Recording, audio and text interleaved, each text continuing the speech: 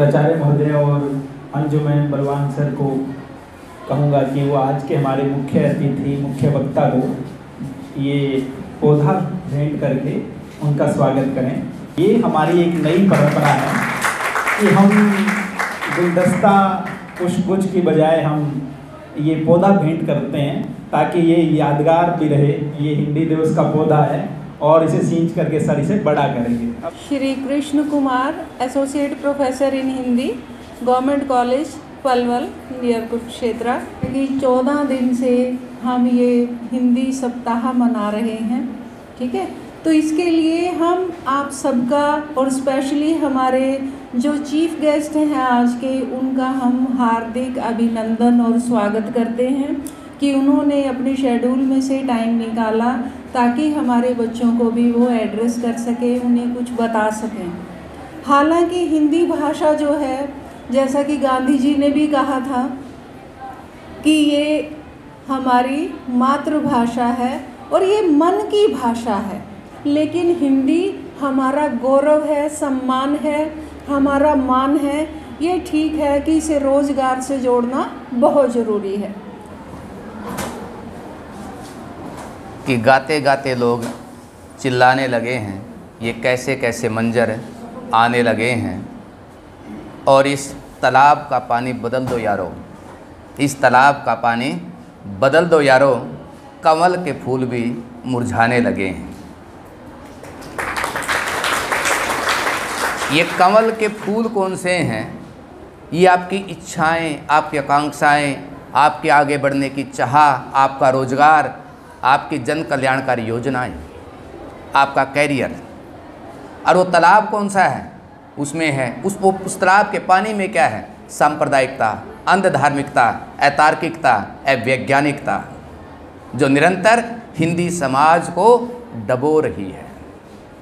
यदि हिंदी समाज अपनी चिंताओं पर गौर नहीं करेगा, अपनी भाषा ही नहीं, अपनी संस्कृति को भी खो देगा और अपनी परंपरा से भी वो कट जाएगा। यदि किसी समाज में विचारों का निर्माण ना हो तो आप देखिए फिर उस समाज की क्या स्थिति होती है। उसके पास सारी चीज़ें उधार की होती हैं, अपनी कुछ भी नहीं होती उस समाज के पास।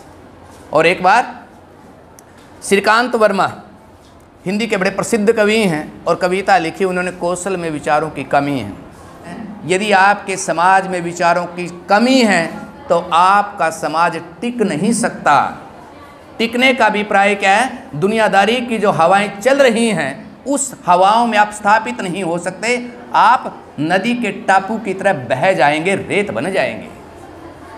बहरहाल इस संगोष्ठी में आप सब मौजूद हैं और हम सब का नेतृत्व आपकी प्राचार्य डॉक्टर निर्मल अत्री जी कर रही हैं और उन्हीं के साथ पूरा हिंदी विभाग, प्रोफेसर अंजू बाला, प्रोफेसर राजेश जी और मेरे साथी प्रोफेसर बलवान जी, आप सब ने मुझे इस विचार संगोष्ठी में शामिल किया। मैं आप सबका बहुत आभारी हूँ, बहुत धन्यवादी हूँ।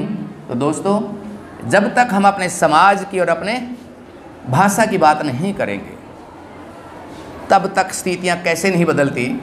एक सलमान रुश्दी का उपन्यास है मिडनाइट चिल्ड्रन, और उपन्यास की एक पात्रा है अमीना। वो अमीना एक दिन क्या करती है, दिल्ली की गलियों में घूमने के लिए जाती है और दिल्ली की गलियों में घूमने के बावजूद जो उसे दिखाई पड़ता है कि यहाँ तो गरीबी है, बदहाली है, ठीक, मक्खियाँ बजबजा रही हैं, लोगों की स्थितियाँ अच्छी नहीं हैं। ऐसे लगता है कि उसकी सहराती आंखें खो गई हैं और उसे वास्तविक आंखें मिल गई हैं। तो पूरे देश के अंदर यदि आप देखें, ऐसे लगता है कि हम कृत्रिम आँखों से अपनी भाषा को, अपने समाज को और अपने देश को देख रहे हैं। हर जगह आपको दिखाई पड़ता है। और इस आँख में दो यदि लेंस हैं, एक लेंस इसमें लगा हुआ है प्रौद्योगिकी का, जिस पर आज का सबसे ज़्यादा जोर है, टेक्नोलॉजी का, और दूसरा जो लगा हुआ है, एक मिनट के लिए सर, दूसरा जो लगा हुआ है वो लगा हुआ है यहाँ पर अंग्रेजी भाषा का। अब प्रौद्योगिकी और वैज्ञानिक चेतना क्या है, यदि ये हम समझ लें तो हम ज़्यादा बड़ी टर्म को समझ सकते हैं। प्रौद्योगिकी से अभिप्राय ये है कि मैं पिछले बच्चे को इस आँख से बहुत नज़दीक महसूस कर रहा हूँ, उसका चेहरा मोहरा मुझे सब साफ दिखाई पड़ता है। और वैज्ञानिक चेतना क्या है कि जब मैं उस बच्चे के अंदर कोई कलाकार देख रहा हूँ, उस बच्चे के अंदर मैं कोई गायकी का हुनर देख रहा हूँ, उस बच्चे के अंदर मैं कोई राजनेता देख रहा हूँ, उस बच्चे के अंदर मैं कोई बेहतर नागरिक देख रहा हूँ, उस बच्चे के अंदर मैं कोई बुद्धिजीवी देख रहा हूँ। ये मसला किसका है? वैज्ञानिक चेतना और दृष्टि का मसला है। जैसे ये कहते हैं कि आप पेड़ को देख रहे हैं, सिर्फ पेड़ आपको दूर से पास दिखाई दे रहा है, लेकिन जब पेड़ को आप कुर्सी में देख रहे हैं, पेड़ को जब आप मेज में देख रहे हैं, पेड़ को जब आप सैतीर में देख रहे हैं, जब उसको कड़ियों में देख रहे हैं, जब उसको छायादार के रूप में कल्पित कर रहे हैं, जब ये देख रहे हैं कि वहाँ पर कोई मुसाफिर आएगा, और जब ये देख रहे हैं कि उस पेड़ के ऊपर बंदर रहते हैं और कोई व्यक्ति वहाँ पर क्या करता है, अपनी टोपियाँ बेचने के लिए आता है, ये वैज्ञानिक दृष्टि है। तो देश जो है प्रौद्योगिकी के पीछे पागल है, लेकिन जब तक वैज्ञानिक दृष्टि नहीं आएगी तब तक देश में बदलाव नहीं हो सकता। और इसी तरह से पर्सन जो है वो दूसरी भाषा का है। आप देखिए कि जब भी कोई देश दूसरी भाषा के शिकंजे में आता है तो क्या होता है। ऑस्ट्रेलिया के आदिवासियों पर एक रिसर्च हुई, और रिसर्च के देखिए कितने कमाल के परिणाम आए कि वहाँ के आदिवासी जो हैं उनके अंदर तरक्की क्यों नहीं हुई। ये सवाल जब उनसे पूछा तो उन्होंने कहा कि गोरे लोगों के यहाँ कोई ऐसी जिस हवाई जहाज उतरता है उसको कह रहे हैं कोई ऐसी देवी शक्ति उतरती है, और वो देवी शक्ति जब हमारे यहाँ उतरनी शुरू हो जाएगी तब हमारा भी विकास हो जाएगा। समझ गए कि वो हवाई जहाज को क्या बता रहे हैं? देवी शक्ति बता रहे हैं। इसी तरह से ये माना जा रहा है कि आप अंग्रेजी माध्यम से पढ़ाएंगे तो आपके देश का विकास हो जाएगा। पूरे राजनेता ये समझ रहे हैं, या हमारे बुद्धिजीवी ऐसे समझ रहे हैं। आज तक तो नहीं हुआ। क्या कारण है कि पश्चिम बंगाल के अंदर सारे नोबेल पुरस्कार वहीं से निकल रहे हैं। आप देखिए, अमर्त्य सेन वहीं, अभिजीत बनर्जी वहीं, सत्यजीत राय वहीं पे, रविंद्रनाथ टैगोर वहीं पे, ठीक, सीवी रमन वहीं से। अरे भाई ऐसा क्या है कि 7-8 पुरस्कार अब तक नोबेल पुरस्कार हमें मिले, और 5 वहाँ पे कहाँ से? पश्चिम बंगाल से। क्यों? क्योंकि पश्चिम बंगाल में जो पढ़ाई है वो अपनी मातृभाषा बांग्ला में है। और जब बच्चा अपनी पढ़ाई में शिक्षा ग्रहण करता है वो चीज़ों को ज़्यादा क्या कर सकता है? सोच सकता है, उनके बारे में संकल्पनाएं कर सकता है, अवधारणाएं बना सकता है। अंग्रेजी का विरोध नहीं है। आप अपनी भाषा सीखिए और उन्नत भाषाओं को सीखिए। दिक्कत कहाँ है? यदि आप अपने निकटतम इतिहास में जाएं, 1857 से 1947 के बीच कोई भी ऐसा विद्वान नहीं है जिसको 2, 3, 4 भाषाएं ना आती हों। आप अपने राजनेताओं को ले लो, आप नेहरू को लो, गांधी को लो, सुभाष चंद्र बोस को लो, और आप किसको लोगे? प्रेमचंद को लो, निराला को लो, उपेंद्रनाथ अश्क को लो, माखनलाल चतुर्वेदी को लो, सबको कोई कई भाषाएं आती हैं। तो भाषाओं से आपकी प्रतिभा और विकसित होती है। भाषाएं आपको रोकती थोड़ी हैं। लेकिन एक मिथ जो है पूरे देश में रचा गया, और इस मिथ के अनुसार अब देश क्या बन गया है? पश्चिम का पिछलोगू बन गया है। हमारे यहाँ कुछ भी चीज़ नहीं पैदा नहीं होती है, और ये वही प्रदेश है। मैं एमए के जो विद्यार्थियों को खास रूप से बताना चाहता हूँ कि इस हिंदी प्रदेश में क्या क्या पैदा हुआ। ऋग्वेद यहीं रचा गया, अर्थवेद यहीं रचा गया, रामायण यहीं पे रची गई, महाभारत यहाँ पे रचा गया, कौटिल्य का अर्थशास्त्र यहाँ पे रचा गया। ठीक, बौद्ध और जैन धर्म की कर्म भूमि यही रही। अकबर यहीं पे महान सम्राट बना, अशोक यहीं पे महान सम्राट बना। आप अंदाजा लगा सकते हैं, तानसेन यहीं पे पैदा हुआ, लाल किला यहीं पे बना, ताजमहल यहीं पे बना, बनारस की रेशमी साड़ी भी यहीं बनी। ये भूमि वो भूमि रही है। कालिदास यहीं पैदा हुआ उज्जैन में, जिसको आप हिंदी बेल्ट बोलते हैं। इतना कुछ होने के बावजूद, और आपको पता होगा कि अकबर के ज़माने में दुनिया के जीडीपी का 50% भारत का है, 50%, और उसके 200 साल तक 25% है। जब तक ईस्ट इंडिया कंपनी और अंग्रेज भारत में नहीं आते, दुनिया के विश्व बाजार में हमारी भागीदारी कितनी है? 25% है। और आज आप देखिए कि हमने अंग्रेजी को अपनाए बहुत साल हो गए हैं, आप दुनिया में हमारी भागीदारी कितनी है? 3-4% है विश्व बाजार में, ये भागीदारी है हमारी। तो जब ईस्ट इंडिया कंपनी ने यहाँ पर कदम रखे तो आप देखेंगे कि भारत से माल तैयार होकर के बाहर जा रहा है, और जब ईस्ट इंडिया कंपनी इस देश को छोड़ करके गई, आप देखेंगे कि माल बाहर से बन करके भारत आ रहा है। सबसे पहली जो क्रांति हुई थी वो कपड़ों में हुई दुनिया में। लंकाशायर में वो मशीन बनी थी पहली थी। बनने के बाद हुआ क्या था कि दुनिया के अंदर मार्केट को ढूंढा गया। जब मार्केट को ढूंढा गया तो अंग्रेजों ने आधिपत्य जमा लिया था, पूरी दुनिया में उनका शासन था, पूरी मार्केट उनके हाथ में थी। लेकिन भारत का वस्त्र उद्योग बहुत उन्नत था। अब कोशिश क्या की गई, भाई इस उद्योग को पहले नष्ट किया जाए। इसके लिए क्या किया गया, बुनकरों के हाथ काटे गए, उनके ऊपर टैक्स लगाया गया, उनको ऊन महंगे दामों में दी गई, और उसके बाद एक कमीशन बैठा। जब भारत का कपड़ा उद्योग जो है समाप्त हो गया, और उस कमीशन ने रिपोर्ट दी इंग्लैंड में जा करके कि लंकाशायर के कपड़ों की जो सफ़ेदी है ना, वो भारत के बुनकरों की हड्डी से बनी है। अब आप इस लाइन का अर्थ समझ लीजिए, और आपने इस लाइन को देखना है तो राम मनोहर लोहिया की किताब है मार्क्स से आगे अर्थशास्त्र, उसको पढ़ लीजिएगा। उसमें कोड की हुई है उन्होंने खास रूप से कि बुनकरों की हड्डी से सफ़ेद है। बुनकरों को मारने के बाद ही लंकाशायर के कपड़ों की क्या आई है, सफ़ेदी आई है, और दुनिया में इसकी धूम मची है। तो उस परंपरा से जब तक आप नहीं जुड़ेंगे, वहाँ यदि आपका जुड़ाव नहीं है, तब तक क्या है, तब तक आप ना अपने प्रदेश को समझ सकते हो, ना अपने देश को समझ सकते हो। और यदि आप समझ नहीं सकते तो फिर आपके दिमाग में कोई सवाल भी नहीं आ सकता है। सवाल तो उसी व्यक्ति के आएगा जिसको चीज़ें समझ में आती। जिसको चीज़ें समझ में नहीं आती वो सवाल कर ही नहीं सकता कभी भी। और ये वही भूमि है जब अकबर ने कहा कुंभन दास को कि सीकरी में आया करो, और कुंभन दास ने पता क्या कहा, संतन को का सीकरी से काम। अब देखिए एक छोटे से व्यक्ति के अंदर इतना हौसला कहाँ से आ गया, और उस राजा की भी ग्रेटनेस होगी जिसने उस व्यक्ति को क्या कर दिया, माफ़ कर दिया। कोई बात नहीं, ये वही भूमि है जहाँ रस खान और रहीम ने क्या की, श्री कृष्ण की प्रशंसा की। लेकिन इसी प्रदेश के अंदर नाथुराम गोडसे जिंदाबाद के नारे भी यहीं लगते हैं। बड़ा ताज्जुब होता है कि पूरा देश और पूरी दुनिया जब ये कहती है, और स्वयं देश के प्रधानमंत्री ये बोलते हैं कि गांधी की भारत को और पूरी दुनिया को बहुत ज़रूरत है, और वाशिंगटन टाइम में उनका लेख छपता है और तुरंत ट्रोलिंग होनी शुरू होती है कि नाथुराम गोडसे जिंदाबाद। और फिर आपको ध्यान होगा, हिंदी के जो विद्यार्थी हैं, godse@gandhi.com एक नाटक लिखा गया, और लिखने वाले कौन हैं, असगर वजाहत।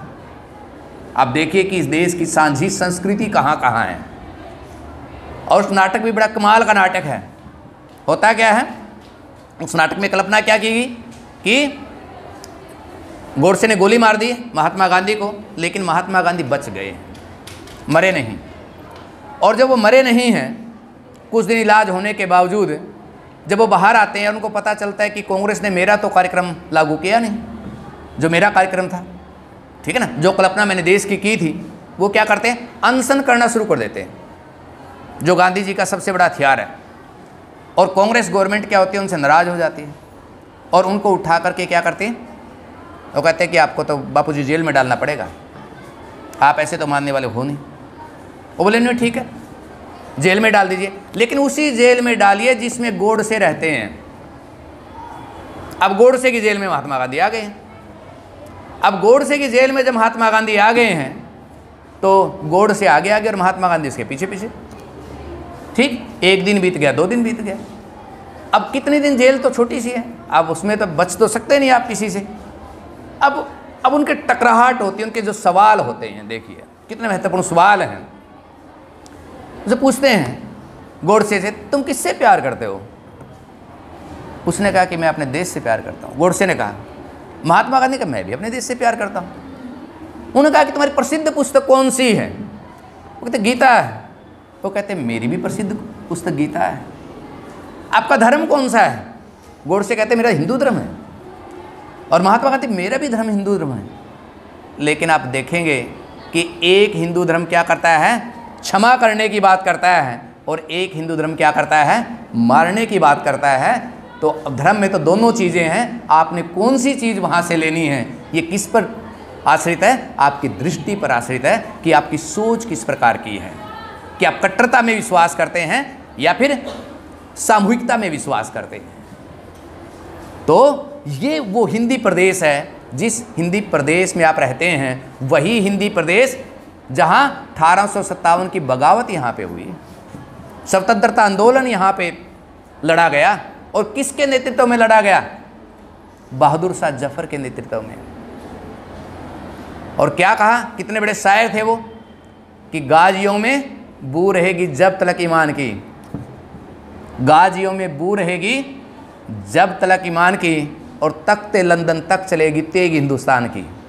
कि ये तलवार को रुकने वाली तलवार नहीं है, लेकिन बहुत ही सिलसिलेवार ढंग से इन दोनों समुदायों के अंदर क्या बढ़ाया? वैमनस्य बढ़ाया, घृणा बढ़ाई, और क्या किया? एक दूसरे के विरोध में खड़ा कर दिया। महारानी विक्टोरिया ने लेटर लिखा एक बार वायसराय को, और ये कहा कि इतनी गायें तो मुस्लिम साम्राज्य में भी नहीं कटी जितनी गायें आपने सिर्फ 100 वर्षों में काट दी। ठीक, ये लेटर बताता है कि गायें काटने के पीछे जो उद्देश्य है वो क्या है। ये बात अंग्रेज समझ गए थे कि यदि इन दोनों समुदायों को नहीं लड़ाएंगे तो तुम्हारी यहाँ पर चलने वाली नहीं है। और ये काम किसने किया? इन्होंने किया। और तो और साथियों, यदि आप हिंदी भाषा और साहित्य को समझना चाहते हैं, इसके प्रदेश को समझना चाहते हैं, 4 नॉलेज सिस्टम हुए हैं। भाषा 4 ढंग से बड़े परिवर्तन की ओर मैं आपका ध्यान दिला दूं एक बार। पहला परिवर्तन तब हुआ जब महात्मा बुद्ध ने संस्कृत का विरोध किया और पाली में लिखा, पाली में अपने विचारों का संप्रेषण किया पब्लिक तक। दूसरा परिवर्तन तब हुआ भक्ति काल के अंदर, जब लोक भाषाओं के माध्यम से साहित्य रचा गया और कबीर जैसा व्यक्ति पैदा हुआ जो किसकी बात करता है? अनुभववाद की। और अनुभववाद की बात यूरोप में 17वीं शताब्दी में होती है।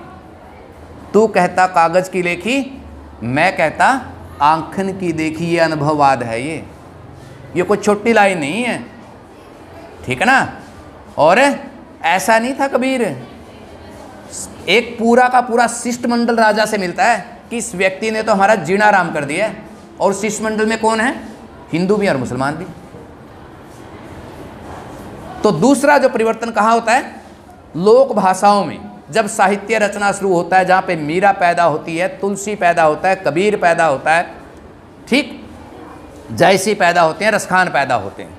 तीसरा फिर बड़ा परिवर्तन होता है जब अंग्रेज भारत में आते हैं।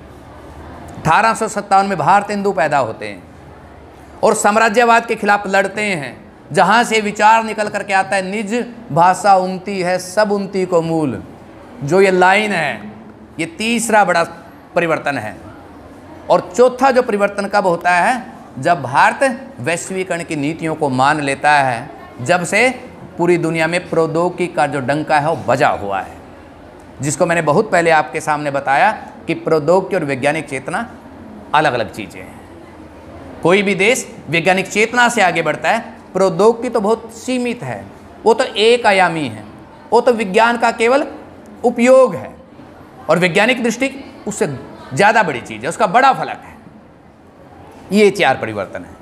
उसी प्रकार से यदि आप इस देश को समझना चाहते हैं तो 4 बड़े परिवर्तन इसकी संस्कृति में है। रामधारी सिंह दिनकर की एक पुस्तक है, भारतीय संस्कृति के 4 अध्याय। पहला परिवर्तन कब है?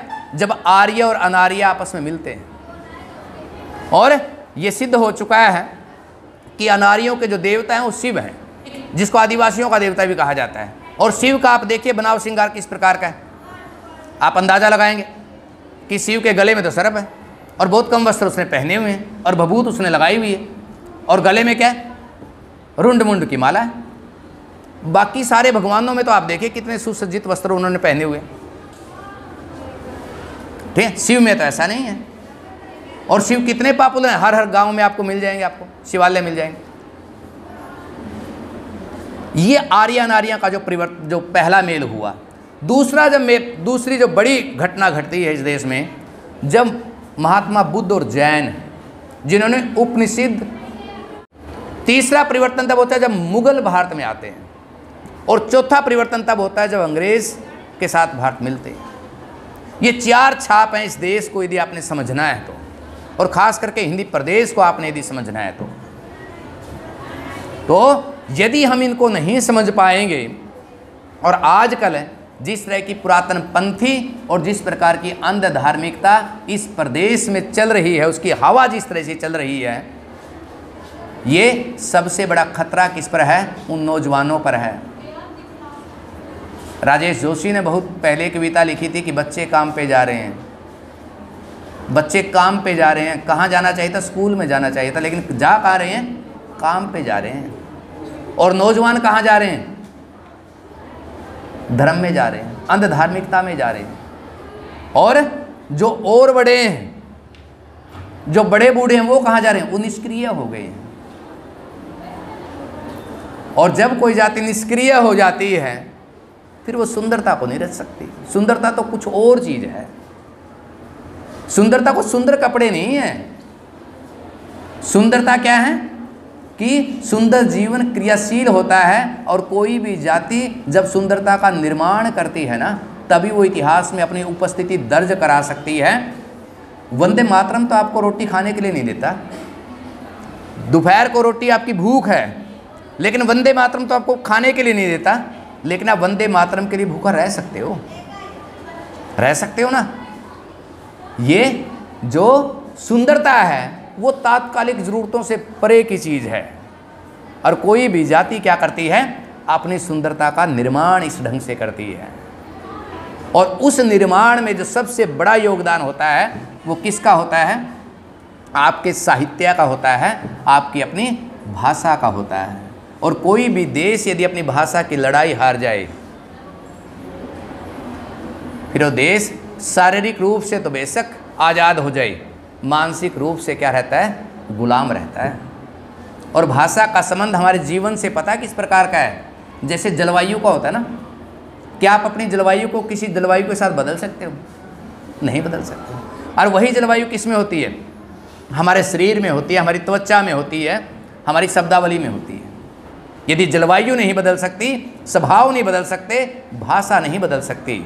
आप भाषाएं सीख सकते हो, लेकिन सोचना किस में हो सकता है, केवल और केवल किस में होता है, अपनी भाषा में संभव है। किसी दूसरी भाषा में सोचना संभव नहीं है। यदि आपने दौड़ लगानी है तो अपने ही पाँव की मांसपेशियों को मजबूत करना पड़ता है। बैसाखियों के सहारे नहीं लंबा दौड़ सकते आप। जब तक ये सवाल आप नहीं समझेंगे, जब तक ये बातें आपको ध्यान में नहीं आएंगी, तब तक बात बनने वाली नहीं है। और हिंदी का विद्यार्थी कोई इस प्रकार का विद्यार्थी नहीं होना चाहिए जिसके अंदर आत्मविश्वास की कमी है, जिसको अपनी 10 पुस्तकों का भी पता नहीं है।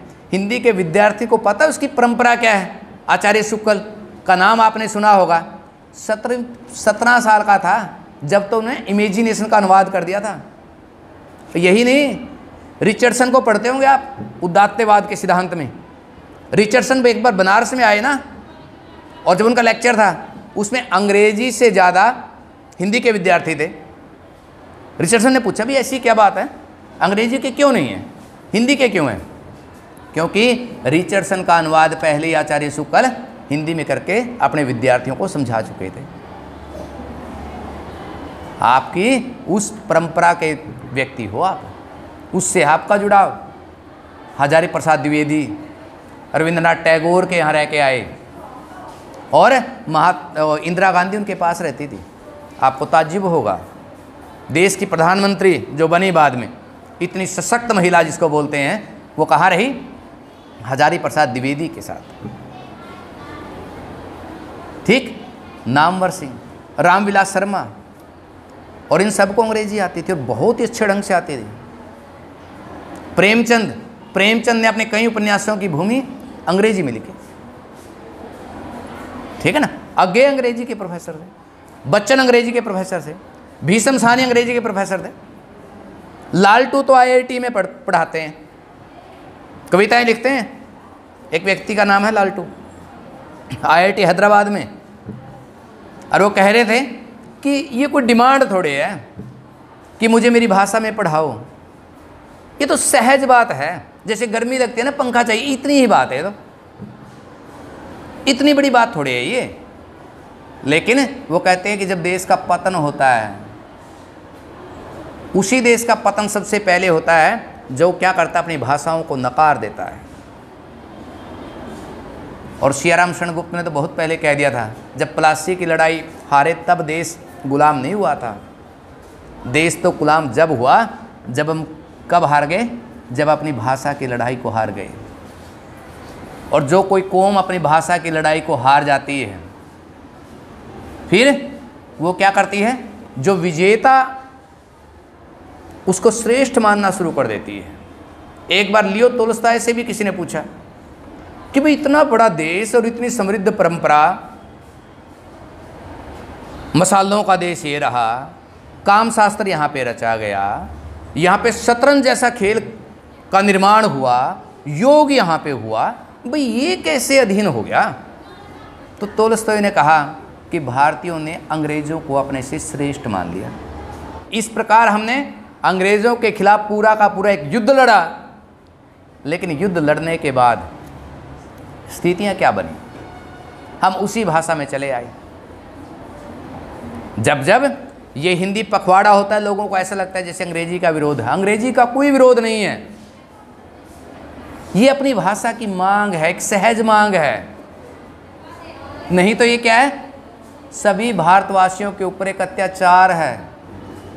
तो दोस्तों, आप उस हिंदी प्रदेश से जुड़े हुए हो, आप इसकी परंपरा से, इसके साहित्य से जब तक वाकिफ नहीं होंगे, और जब तक पूरी की पूरी जो पीढ़ी है उससे नहीं जुड़ेगी, तब तक देश में परिवर्तन नहीं हो सकता, तब तक देश के हालात नहीं बदल सकते। ये कितनी बड़ी विडंबना है कि लोहा तो यहाँ पैदा होता है, ट्रेन कहाँ बनती है, ब्रिटेन में बनती है। आप देखिए, कपास यहाँ पे है, वस्त्र वहाँ पे है, ठीक है। कितना खनिज पदार्थ है आपके यहाँ, लेकिन कुछ भी नहीं है। उसके बावजूद भी कितनी प्रकार की जलवायु, जितनी जलवायु है आप ये देखिए, वो देश उतना ही धनी है।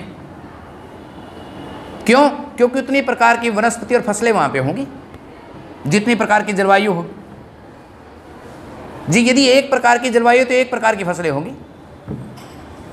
अब यूरोप में क्या होता है, गेहूं ज़्यादा होता है, दूसरी फसलें नहीं होती, क्योंकि जलवायु एक जैसी ज़्यादा है। तो अपने देश से जुड़ने का अभिप्राय होता है अपनी जलवायु से जुड़ना, अपनी फसलों से जुड़ना, अपनी नदियों से जुड़ना। देश प्रेम कोई ऊंचे स्वर में आवाज़ लगाना नहीं है। देश प्रेम देश के अंतर विरोधों को समझना है। जब तक हम अपनी दृष्टि को नहीं बदलेंगे, और वो दृष्टि जो बदली जाती है वो किस में बदली जाओगी, आपकी अपनी भाषा में बदली जाएगी, आपके अपने साहित्य में बदली जाएगी। हिंदी को कोई सरकार ने नहीं बचाया, हिंदी में पैदा होने वाले विद्वानों ने बचाया। भाषा कोई समाज से अलग नहीं है। यदि भाषा की स्थिति बुरी है तो समाज की भी बुरी है, और यदि समाज की स्थिति अच्छी है तो भाषा की स्थिति भी अच्छी है। आप पूरी दुनिया में नज़र मार करके देख लो, कोई देश ऐसा नहीं है जिसने दूसरी भाषा में तरक्की करके दिखाई हो। तो साथियों, आप सब ने मुझे मौका दिया, आपने इस विचार विमर्श में शामिल किया, तो मैं पूरे हिंदी विभाग का और आप सबका आभारी हूं कि मैं इस बात पर अपनी बात रख पाया। आप सबका धन्यवाद। उन्होंने हमारे सभी छात्राओं को बड़े गहराई से समाज और संस्कृति की विरासत के बारे में बताया, और उम्मीद है आप सब थोड़ा जागरूक हुए होंगे सर के वक्तव्य से। तो सर, मैं आपके आभार व्यक्त करती हूँ इसके लिए। सबसे ज़्यादा अच्छे से आप अपने भाव व्यक्त कर सकते हो अपनी भाषा में, अंग्रेजी में सपने नहीं देखते हो आप, सपने हिंदी में ही देखोगे, हरियाणवी में ही देखोगे ना। सर ने भी उदाहरण दिए, जापान हो, चाहे चीन हो, चाहे इंग्लैंड हो, सब अपनी भाषा पढ़ के आगे जा रहे हैं। आपकी अंग्रेजी पढ़ के आगे नहीं जा रही। अंग्रेजी केवल हमारी व्यापार की भाषा है, आगे बढ़ने के लिए ज़रूरी है। भाषाएं जितनी मर्जी सीखो अच्छी बात है, लेकिन अपनी भाषा अच्छे से आएगी तो वो भाषाएं सीखने में आसानी रहेगी। आप पहले उल्फत से भी मिल चुके हो, जो 5 भाषाओं के अच्छी जानकार है। आप जितनी उम्र की है तो उसे हिंदी अच्छी आती है, इसीलिए वो दूसरी भाषाएं अच्छे से सीख सकती है। तो हर भाषा का अपना एक महत्व होता है, लेकिन अपनी भाषा का सबसे ज़्यादा महत्व होता है। और आप सबने अपना काम किया, समय पे योगदान दिया। हमारे समय समय पर जो साथी आए यहाँ पर और आपको वक्तव्य देने के लिए जो विद्वान आए, उन सब को बैठ के सुना, देखा, समझने की कोशिश की। उसके लिए आप सब बच्चों का भी आभार व्यक्त करती हूँ मैं, और हमारे हिंदी डिपार्टमेंट से डॉक्टर राजेश सर का, अनिल सर का, मधु मैम का विशेषकर, क्योंकि उनकी तबीयत ख़राब होते हुए भी उन्होंने बहुत सारा काम किया है। क्योंकि हम लोग तो नहीं दूर चले जाते तो वही अकेले बचते थे यहाँ पे, है ना। और इसके साथ अंत में मैं एक बार फिर सर आपका बहुत बहुत आभार। आप